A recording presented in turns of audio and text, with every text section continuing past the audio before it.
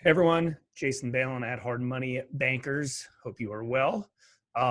So today we're going to go over understanding why you want to control the capital and not just be the broker in the transactions. You don't just want to broker the capital. You want to actually control the capital by raising the capital and having so much more control. I've been talking to a lot of loan officers, mortgage brokers, investors, people like that over the last few weeks as we've been getting everybody set to come to our workshop here in the office. And, sometimes it's hard for them to understand who each party is in the hard money lending situation. So we're going to go through that and understanding why you want to control the capital and not just be the broker. You're here to create a long-term business, a real business, a hard money lending business. And you can't do that if you're just setting up a sales machine and brokering loans.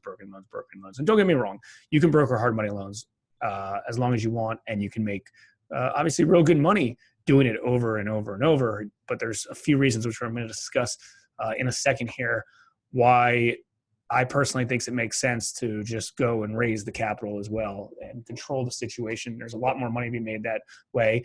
And you don't just have to sell all day long.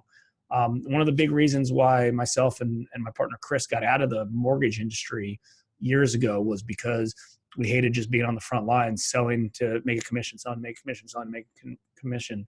I mean, it's fine. There's money to be made there, but we wanted more. We wanted the opportunity to create a business and make more money and have more control and than just selling and making a point or two on the front end. Okay. So obviously you want the long-term business of this. There's obviously a lot more money to be made when you control the capital. You can make points on the front end, but you can also make servicing fees on the back end. A lot of other types of ancillary fees related to transactional fees.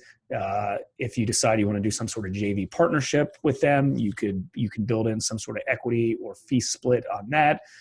Front end, back end fees. And like I said, the servicing fees, which end up being a ton. And what I mean by the servicing fee is, let's say you lend the money out at 13% and your private capital investor sees a 9% return. You're getting 4%.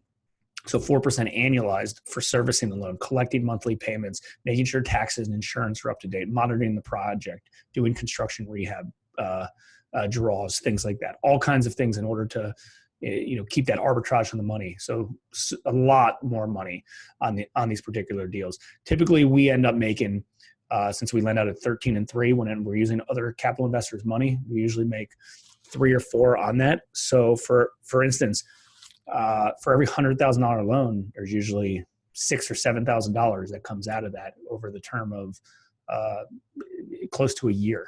$6,000 or $7,000, not including additional stuff if we work in joint venture fees or other transactional costs. So there's just a lot more money to go around, and I've done obviously a lot more videos on these pages related to the money that can be made on that. A big thing for us is to fully control the deal. It's hard to go out there and say, hey, send me your deal and I'll see if I can get it funded for you, or send me your deal and I'll get you the best terms for it. We have one program. We have one program. It's 13% and 3 points currently. Years ago, it was 14 and 4. Years before that, it was 15 and 5. Right now, it's 13 and 3. We're not going any cheaper than that because that's what works great for our model. We're not there just doing deals to do deals. We want to do deals that make good money and keep it that way. But having full control over the deal and controlling the capital and controlling the whole situation, you make the rules of what works.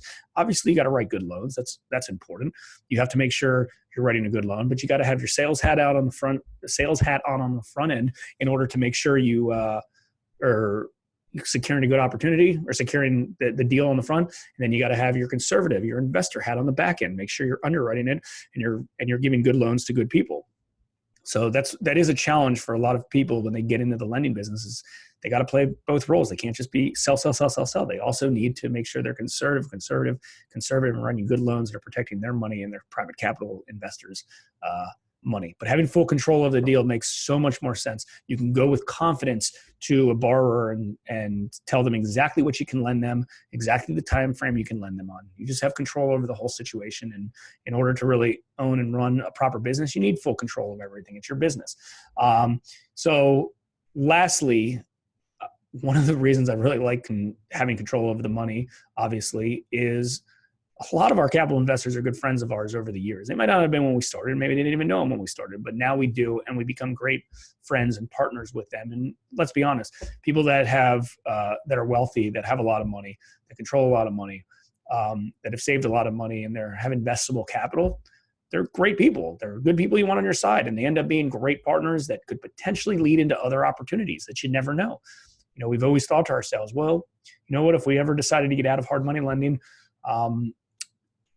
we have a lot of capital investors who trust us, who like us, who we're friends with. And if we ever started a venture that we needed additional capital for, we could obviously reach out with them. So many benefits, so many benefits. Again, if you just want to be a broker and be a sales guy or girl and go out there and sell, make a few points here, a few fees here, great. But everything we talk about and we do through Hard Money Bankers and Hard Money Businesses is understanding and the reasoning behind why we go out and use private money, not bank money, private money, our own money, other private capital investors' money. So we're the lender and we're controlling the situation and not just brokering it. I hope you found this helpful. Anything else related to this, comment below on any platform you see this on. Typically I post my videos in this private Facebook page, or we do some stuff on some YouTube as well. So Jason, Hard Money Bankers, Hard Money Business. Looking forward to a good 2019. You need anything from us, let us know. We're in the trenches every day doing hard money loans in our office in Maryland. We do hard money loans full time. And we also have a selected group of consulting clients that fly out to our office, and we do some small group consulting and workshops for as well. So that interests you and you want to apply for that, feel free to do that as well. There's usually very limited spots on that, but as that comes available, we send out links. Okay, take care.